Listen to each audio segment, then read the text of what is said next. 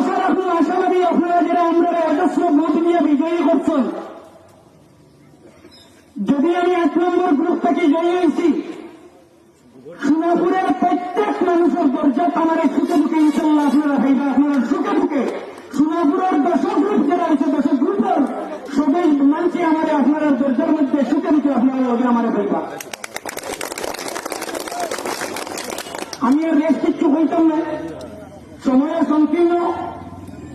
আপনারা কাছে আমি ঋণী এবং আমার যারা যতজন 10 জন সদস্য এবং সদস্য নির্বাচিত হয়েছেন সারা আপনারা কাছে ঋণী। আপনারা আমরা কিচ্ছু দিয়ে শান্তি করতাম পারতাম না, এই ক্ষমতা হইতো না।